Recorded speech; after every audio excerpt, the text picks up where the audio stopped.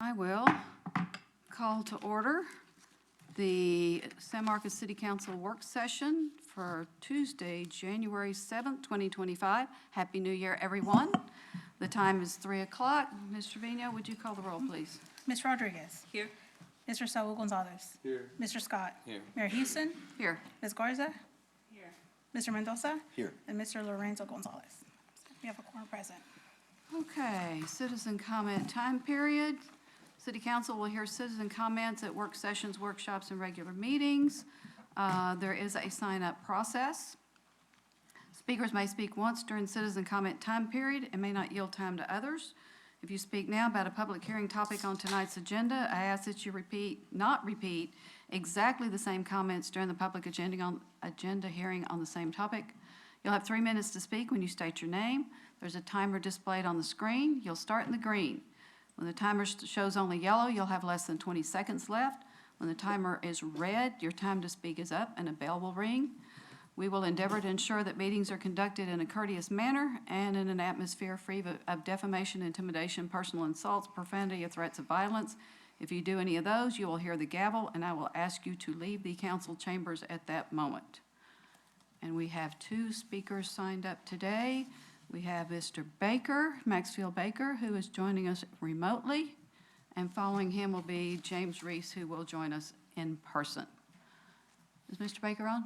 Yes. All right, Mr. Baker. Hello. Just double checking. Okay, great. Yeah, I'm Maxfield Baker. I am here today as the head of the San Marcos Civics Club. I regret that I missed the December 17th meeting, but I wanted to show up here today to let everybody know the exciting news that the San Marcos Civics Club is pursuing a tenants' bill of rights here for San Marcos. We've already kicked off a bunch of research for this goal. We're starting to network with not only people that live in rental housing, but folks that are also other stakeholders, such as property managers, other landlords, things like that. We want to hear from you. We hope that you could join us at our next meeting. It's going to be at the end of this month, always on the 4th Monday, which will be January the 27th from 6:30 to 8:30 p.m. at Tantra Coffee House.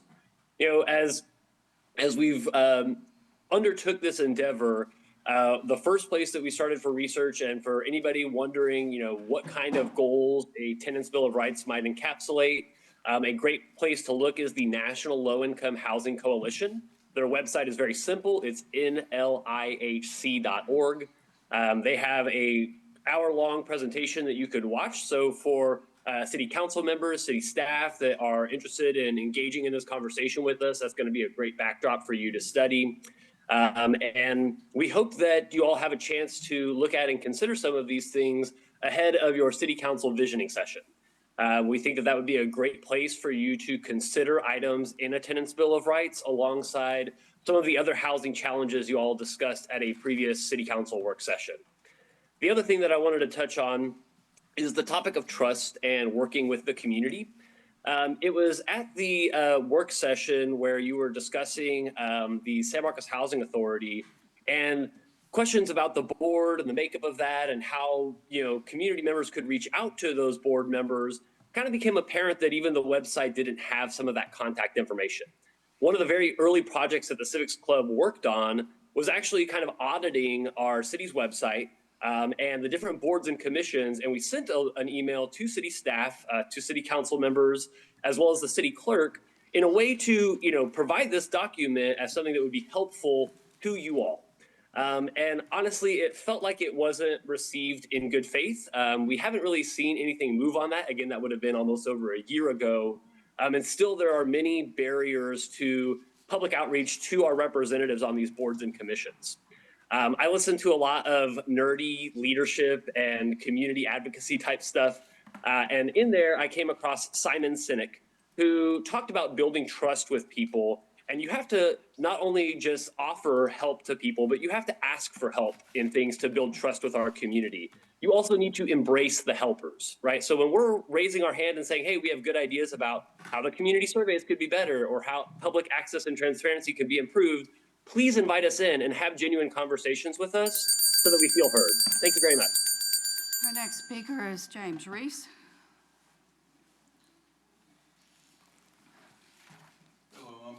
Rodriguez, resident of the city of San Marcos, and I will vest the second of two comments that I was going to make due to Mayor's admonition that we can only raise one issue per day, even I though didn't we. say that. I thought I heard you say that if you raise an issue here, you won't be able to raise it at the evening council. No, sir. I asked that if you speak Right. now and at the public hearing, that you not just duplicate those exact same comments. That's what I said. Well, that's in the eye of the beholder as far as what duplication is.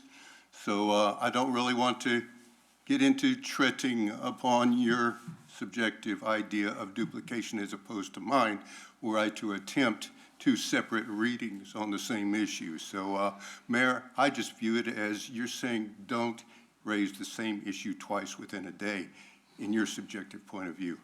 Here and now, I'm going to raise a question here that you guys are going to be discussing in executive decision based upon the possible settlement of all matters related to a request by Qualico, Qualico Developments Incorporated, for an out-of-city water service. It's going to service approximately 300 acres outside of the city of San Marcos. That's quite an issue. And my problem is that I've found no mention of it yet in the agenda or any documents to support this, the basis of this request. So inquiring minds might want to know just what it is that they can view that'll dovetail with your discussion today. Farewell, Mayor. See you tonight. Okay.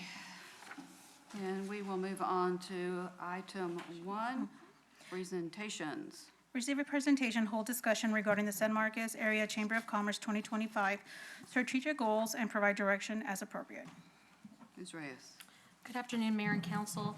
The city values its relationship with the San Marcos Area Chamber of Commerce and aims to support their service as a trusted partner in promoting economic prosperity and informed decision-making. The Chamber requested this work session. Okay.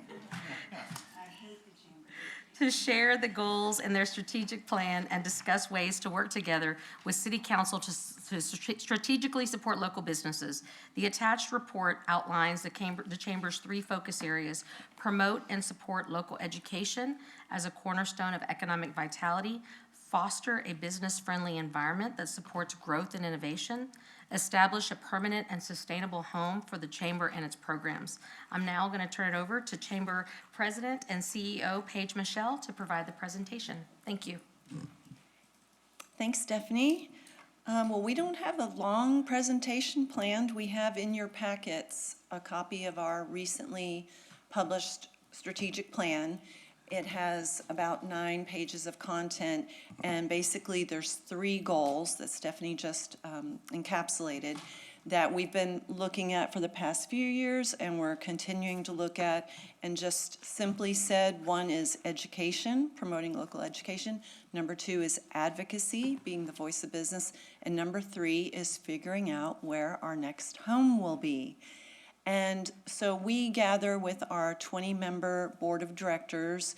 We have 5 ex officio members, and Rebecca Ibarra is a liaison. She's one of our ex officios.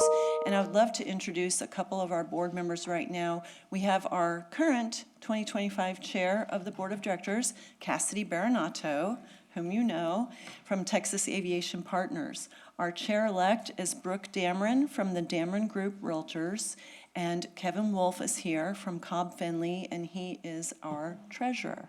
Yes. And so we've got staff members here too. I hope that you recognize some of these faces. Marisol Gomez Mendoza, right here, is our operations and membership manager, and she's going on her 15th year with the chamber. I know, she's history right there. Tiffany Quibido is our membership development executive, and she just reached her 2-year anniversary, like I did.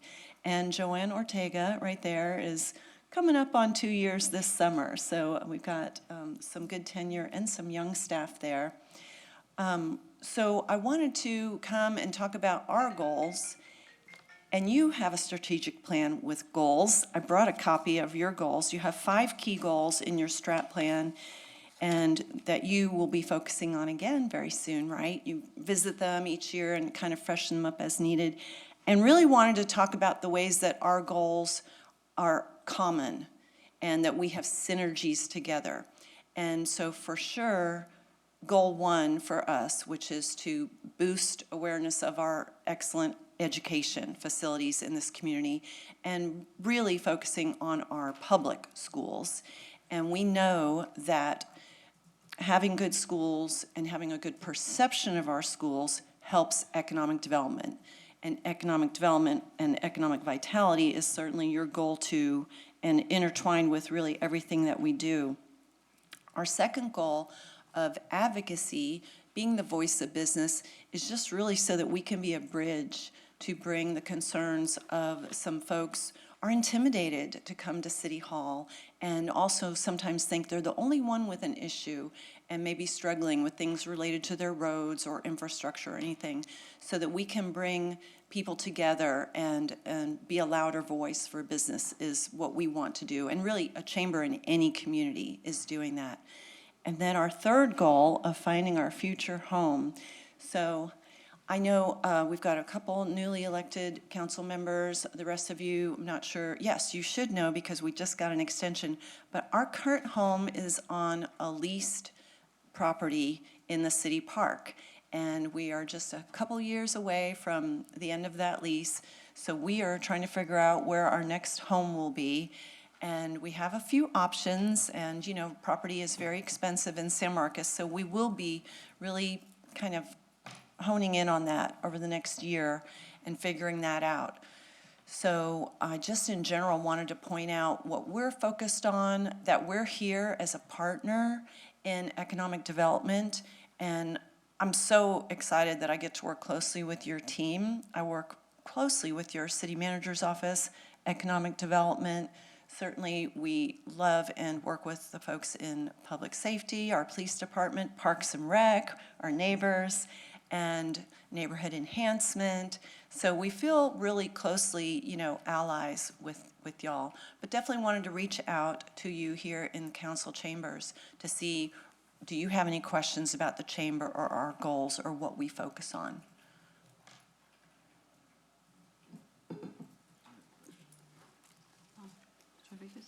Yes, ma'am. Thank you for being here. Thank you to everybody. It's good to see y'all. One of the questions, and excuse my ignorance, but I did pose this question to the city manager before. We get a lot of questions about second chance employment. People who, you know, previous felony convictions, perhaps, you know, it's been 5-10 years, and one could argue they've done their time, they've paid their debt to society. But a lot of people don't know that, for those who don't know, sometimes when you're on parole, it is contingent that you have a job. Otherwise, you're going back. And so I just wanted to kind of hear what we're doing to put that information out there on second chance opportunities that may exist, talking with business owners to help, you know, make it less taboo to have that conversation, and kind of more information on that. Yeah, that's a great question. We have individually in our cities, our chambers of commerce, and we have a state chamber. And in Texas, it's called the Texas Association of Business, the state chamber. And that's our, you know, mothership. And they have a list of priorities for their strategic planning and legislative priorities, and second chance hiring is a big one. Really? For this next legislative session? And it's been for Oh, wow. for the last couple of sessions. So I can either email to you or you Yeah. could Google it, but Texas Association of Business Legislative Priorities, and they have committees that work on that specific issue. And they have in their list of priorities maybe like 50 bullet items. We try to keep ours, you know, local and fewer, but as a chamber that's active with the Texas Association of Business, we definitely are aware of that, and I would say that our large businesses in San Marcos are probably members of the state chamber, and so they may have representatives sitting on those committees as well. So that issue is definitely being studied, and there's information, and I know that they want to, there's large businesses that need that. I mean, they definitely need manpower, so they're definitely looking for that relief. Yeah, like any type of compilation of employers would be great, you know, to tell somebody, hey, this is what's available to you, and now you can go and search from that. I don't know if that exists already, or if people are open about their hiring practices like that. Right. like they call it like ban the box, you know, they had Exactly. that movement. And you know, there's been numerous legislative attempts to remove those things. I know. It's So I don't know where arbitrary. it stands, because it's not on Yeah. our list of local issues, but at the state level, I hear about it at conferences. And just to mention, on our chamber website, sanmarcostexas.com, we have a job listings, menu item. And if someone clicks on there, there's at any given moment a dozen organizations. So they can probably pursue online. So if you're looking for someone who's trying to get employed in San Marcos, certainly the city's on there, and Texas State, HEB, Amazon, a lot of our large employers, we have their links right on our page that they can look into that. Okay. I think it's something we can also look at. Get my microphone on, there we go. I think it's something we can also look at with Workforce Solutions and stuff as well, to see what kinds of things that they put together for that. So that's another thing that I think we can initiate some conversation Okay. to just understand that a little bit better. I just find it critical, not to get on a soapbox, I just find it critical, we hand out felonies like lollipops in this state. And so, my boss personally, we filed a bill 2 times to try to get ban the box done away with. It's so arbitrary, it's so subjective, and again, people's parole is contingent on them securing employment. And we don't want people going back simply because they didn't have opportunities. I have family members incarcerated. They are going to come out one day, God willing. And they have skills, they have trades, they need jobs. And so I just don't want us to, I want us to be that. I want us to be welcoming and it not feel like a taboo topic. So, thank you. Appreciate that. Mr. Scott? Yeah, forgive my oversight on this, but what's the reason you're not gonna be able to release the, where you're at right now? No, they're leasing from us. I and know, their I know. lease What's the will reason? expire, and we've extended it while they're looking. Okay, but can that building be released to them? You mean leased again, released? Yeah, I mean, it's pretty much reached the end of its functional life. It would need massive renovations. But I do believe there's a master plan for the park with something more beautiful at that location. So, but we do have 6 or 7 years left. So, I mean, we have time to look at every possible opportunity. okay, thank you. Yes, thank you. Well, some of the things you're talking about in the new building, you can't do in the one that you have, even after the extension, so That's I correct. get It it. really doesn't have large meeting space for the size that it is, Well, and which for would the- be a top goal. And for the synergy with the other organization, too. So, yeah, what you're planning looks good to me. Ms. Garza?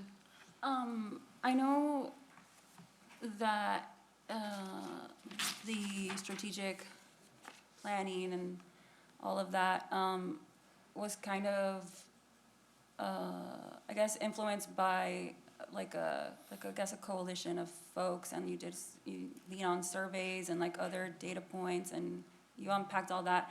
But I'm wondering, or can you just like elaborate on to what capacity like working class individuals are, like their voices are being considered? To piggyback off Amanda's point, there's a lot of trends, and I'm always citing this because this is like the easiest, most accessible path that I have to engage with constituents, which is like on the Facebook groups and stuff, where individuals are asking for things like, hey, who knows somebody who will hire somebody with this type of background? And there's just like other trends that I've kind of noticed that are related to individuals' access to the tools that they need to engage in the workforce. And so I'm wondering, how do you guys kind of get a sense of the working class worker experience?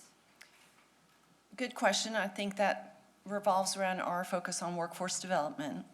The reason that the chamber is keyed in on workforce development is because our members need workers, and it's hard to find. And at any given moment, all of our large employers and small are needing help. So we want to help them get the workforce they need to stay thriving in this community.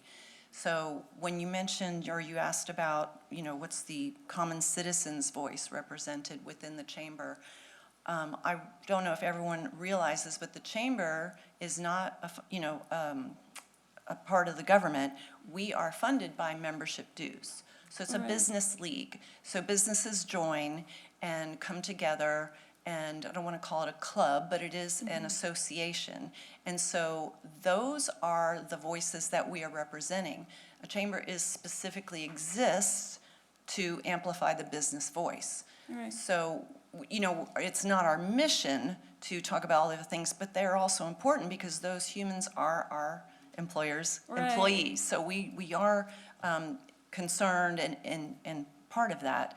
But when we survey, we'll survey the HR managers, we'll give their input, and so it relates to hiring and finding those people and training people and upskilling people, continually upskilling our population to fill the jobs. Like, Right. every single citizen is needed for that. And then when the chamber has programs and events that are successful, that revitalize the community, the business community, uplift, that benefits every citizen. So if there's a business that's struggling and it finds new strength from promotions and connections, that will benefit its employees and its future employees. Does that touch on what you were asking about? Yeah, I think on like different like trips that I've been on, whether through work or with the city, I've heard of like different imaginative initiatives where like folks, like leaders in the chamber recognize that like the working class individual, a lot of times like their perspective is kind of missing when it comes to like figuring out why we have workforce shortages. Like it's one thing to talk to like the HR person, and it's another thing to talk to like the person, right? Yeah, That was yeah. like, Yeah. and so, yeah, I do want to say that I appreciate the, like your presence in the community and how approachable you are, and like just to the average citizen, and just like all the different initiatives y'all have been rolling out. I think that that's like really good, setting a foundation to be able to make it so that workers perhaps might be interested in attending some of your events and like exploring imaginative ways to get that perspective that might be missing. I feel like a lot of the times it's the people who are like most impacted by a situation, the ones that have the answers, but I just don't think that there's like spaces to like talk to those people. I mean, let's be for real, HR is gonna tell you a whole different story than a worker. Right. So, We yeah, also, but- we also partner with the folks at Workforce Solutions, and I Good. hope that they are in close touch with everybody you're thinking of. If there's anybody trying to get connected with employment, they should be going to workintexas.com and then also our local office. right, yeah, for sure. Yeah. Yeah, I'll send you some links. I think there's cool possibilities for partnerships to bring in like the average person. It's like to you. amplify, like to help local business owners, like what could they be missing that because they're not in that level of work, they might just totally be blind to a situation where that's impeding people from staying in their job or like retaining workers. Oh, yes. Yeah. That would be, I would like to see that. I know some of our large employers like Amazon or HEB, any obstacle for their workers, they're going to be caring about. Yeah. And we've had meetings about, childcare facilities and the availability of, timing and for shifts and things. So I know that they want to know what do the people need. Yeah. Dope. Send that over. Thanks. Thank you, and I just, appreciate the presentation. Mr. Mendoza, did you have any questions? Okay, Ms. Rodriguez. On that, the labor issue, I don't know how many of our people Amazon employs, but I imagine it'll follow other cities, and it's quite a large percentage. You see labor being such an issue right now of discussion on labor rights, making sure workers are taken care of, and you have a company like Amazon that is very notorious record on that. And so, is that a discussion that the chamber is having regarding labor? Like, is it pay that people? Are pay rates the reason they're not able to fill roles? Is it the way workers are being treated? What are some of the reasons why some of these companies are struggling to find people, for workers? or find workers? Good question. I'm trying to think if that's something that we've necessarily drilled down to. We certainly talk about skills gaps in our surveys with our local employers, what skills are missing from the workforce that they need. You know, not every employee can fill every role. Sure. And certainly there's just the quantity of people. They're down. Is we need- pay ever discussed? Like, do we find that people feel adequately compensated in our businesses? That would not be a question necessarily that I would ask. I think that wage rates are known. There's demographics online. And certainly when we get inquiries from like in economic development, from outside employers wanting to come in, they do ask for our, you know, what are the average wages in our community? So wages are known, and that's. I always wonder if there's anything more our businesses can do to better take care of their workers, you know, and it be a symbiotic relationship and not Yes. just, you know, because that's a lot of the times the higher up you get, whether it's a private company, you know, you see a lot of that care for workers deplete. Yeah, yeah. And so I think we have a beautiful opportunity when the people live here, you know, ideally, you know, you can build those relationships, and so. Well, what you were talking about is actually a big concern of being an employer of choice. And maybe it's not the largest ones, but all kinds of mid-sized and small businesses know that they need to be competitive. So they are having to pay the right wages, offer the benefits, the packages that will not only attract people, but keep them. And, you know, our population, workers are very mobile, unlike, you know, previous generations. So our businesses are having to be competing in that arena all the time. So they definitely keep an eye on wages and what's needed to keep their employees. That's a huge topic sure. that concerns our local businesses, for sure. Yeah, for sure. Well, thank you. Yeah. Anyone else? I wanted to mention, if I could, that we just recently put out a survey about local advocacy issues, and that's something that we do informally all the time. We have a link on our website that asks people to send in any advocacy issues that they're having, whether it's local, state, federal, anything that we can assist with. And we have a survey out right now that was just put out, and we've gotten a handful of responses so far, and nobody has any issues with the city so far. It's Me loud. state and federal, Is that state and available? federal agencies. Is that, But, you is know, that available to the public or just chamber members? the results of the survey, No, who can take the survey? we promoted it online, and yeah, it's an open tool. We sent it to members, that's who's on Right. our email Yeah, list. send that, but Yeah, any yeah. press releases or other avenues by which non-members or people who are employed We do by have non-members taking the survey, that is happening, because we do have a newsletter, sign up on our website, where people who are not members sign up. So we have like 1,000 people on our list that are members, and we have a list of like 3,300 that we also email to. So we do have non-members taking it as well. We even have people taking it that aren't in San Marcos. They're from nearby cities. So it's just a good compilation of information. But when we finish the survey, we'll compile the data, share that with our city partners, and see what turns up. But it's always good to be asking, you know, what's going out there. What are some of like the questions that, I mean, I don't expect you to have all of them No. off the top of your head, I but. will, I'm going from memory, but it was like, have you had any issues with regulations, taxation, permitting, or anything? Is your issue with a local, state, or federal organization? You know, if yes to any of these, provide details. Would you like to meet with our Government Relations Committee? You know, would you like follow-up? Anything else that they want to share? You know, anything actionable that we can do for them. It's basically that is the content of the survey questions. And we've asked for that information because, you know, we want to be better. We know we're not perfect. We hear, you know, about some of our blind spots, and we want to have that qualitative information to try to help make things more streamlined and try to make things that we can address. And so that is information. We meet monthly with well, not monthly now, we meet quarterly with the chamber as well as our other partners. But it's conversation and dialogue that we absolutely want to make sure that we can continue to have so that we can, again, find those things where we can turn the dials and try to be better, try to be stronger.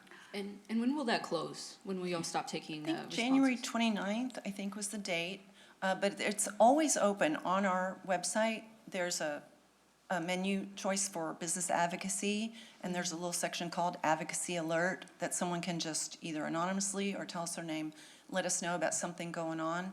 So it's always something that we're going to be looking for. I asked because with the legislative session coming up, if y'all were gonna, I know you said you have it separated from city, state, federal.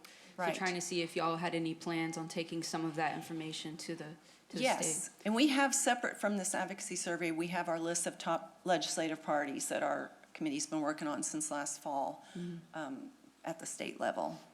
Yeah, focusing on a lot of those things like workforce and, water and healthcare and things like that. But it's really important to ask people about their issue because there's a lot of perception out there. People will say, oh, this is difficult, or I don't like this, but we want specifics. And we want to turn that tide, because I know our city has made great improvements in processes over the last couple of years, as a lot of organizations have. So we are definitely here to help that, both with our schools and our city partners, is to build the perception, because as you know, perception is reality. So we do want people to know how things really are going.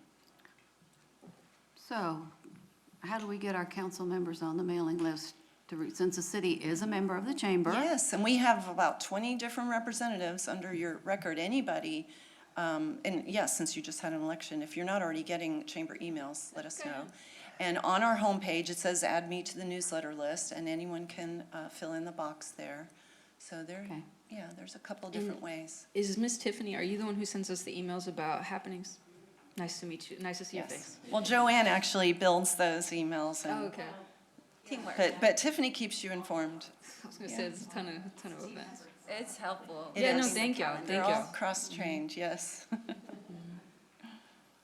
So, like I said, we just wanted to come today to see each other face to face, let you see some faces you don't normally see, and be here to answer any questions.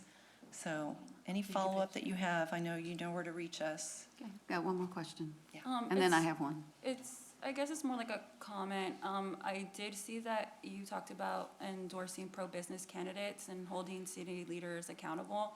I think that that's really awesome for like every entity. I just wanted to encourage also, I read kind of like trying to identify and support a pipeline of pro-business candidates for local and state elections. I think that's really important.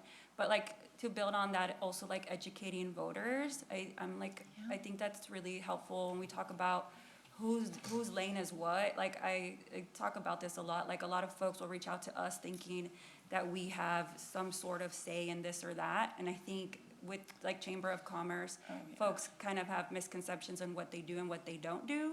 And also just like explaining the dynamics between like the city and like the formerly known as the Greater San Marcos Area Partnership. I don't know what their new name is, but just like the different moving pieces, right? Because folks often like come to elected officials and they're like, well, we need more jobs, or we need this, or da da da da da. And it's like, it's such a beast to like unpack like the complexities of all the moving pieces that work or fail to work together to give our neighbors those opportunities. So yeah, just you might want to consider adding that as well, just like voter education.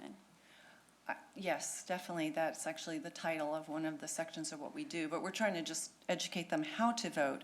But I know what you mean, like how to help them know who does what. Right. And Marisol has answered the phones for, over 14 years, and they'll Oh, I ask bet. like, how do I do this with my utility bill, whatever? And she doesn't say, oh, I don't know, that's not my department. She just will help them.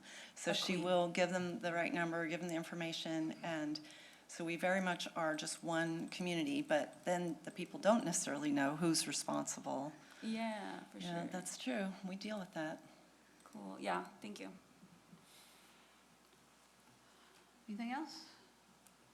Okay, mine got answered, so we thank you all for being here. Thank you for your And time. you see our nameplates, y'all know who we are, so good to see you. So, yes, Thank you, Mayor, council great. members. Appreciate your time. thank you. Ms. Trevino, we will go on to the next item.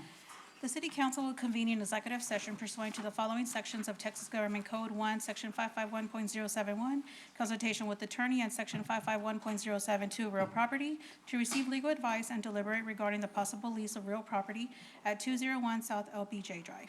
2, Section 551.071, consultation with attorney to receive legal advice regarding A, possible amendments to the regional wastewater treatment plant cost participation agreement and related out-of-city utility service request, and B, possible settlement of all matters related to a request by Qualico Developments U.S. Inc. for out-of-city water service to an approximately 306-acre tract of land southeast of the city.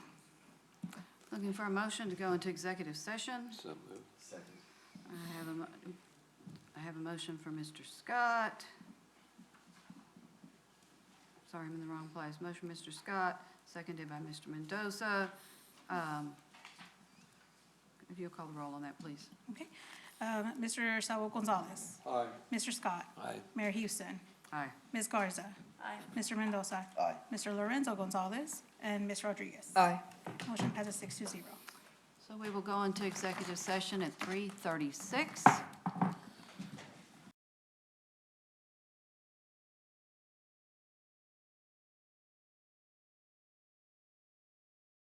From our executive session, which ended at 5:38, we are now on to the next item on our agenda, which is Q&A with press and public. Is that correct, Ms. Trevino? Yes.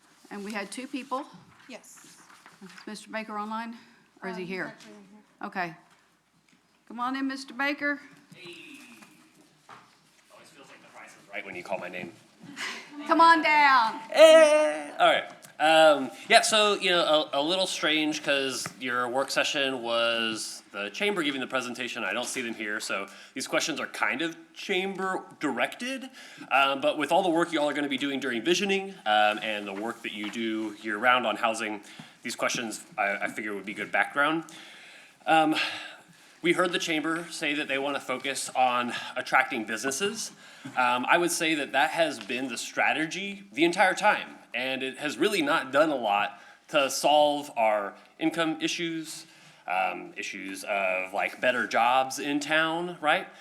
We've seen kind of a stagnation on that. So I would ask that council push back on some of that narrative.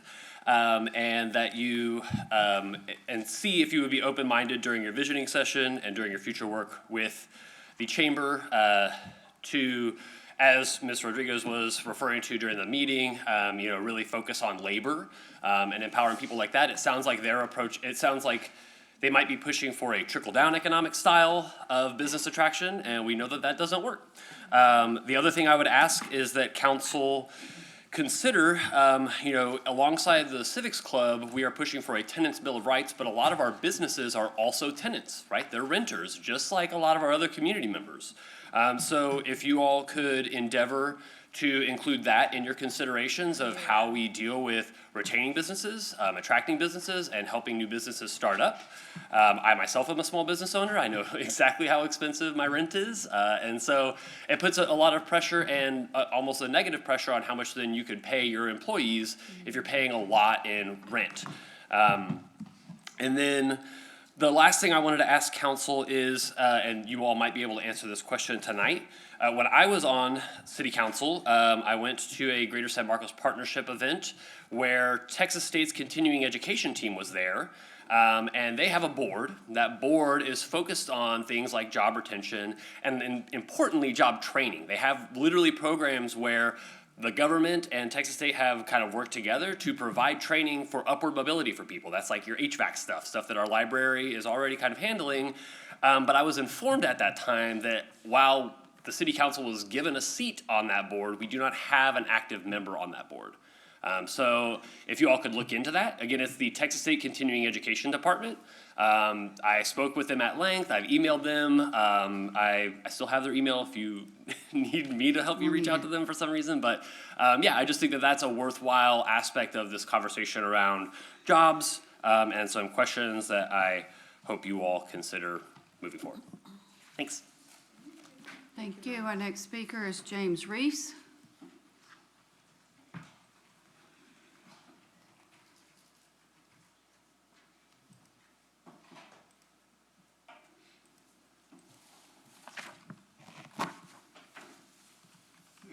council, is this the work session still, or is this a council session? This is still the work session. We're in the Q&A portion of the work session. So, We'll I'll see be you in a back. few minutes. I'll be back for the council session tonight, am I correct in That, understanding? yes, sir. They'll start in about 20 minutes. Don't want a chance repeating myself here. All right. Council, there being no further business, I will accept a motion to adjourn. Mr. Scott, would you say that into the microphone? So moved. Okay, motion by Mr. Scott, seconded by So. Mr. Gonzalez. Sal Gonzalez will vote. Mr. Scott, Aye. Mayor Houston, Aye. Ms. Garza. Mr. Mendoza. Aye. Mr. Lorenzo Gonzalez. Aye. Mr. Rodriguez. Aye. And Mr. Saul Gonzalez. Aye. Motion passes 7-0. All right, then we are adjourned. We'll see you back here and shortly.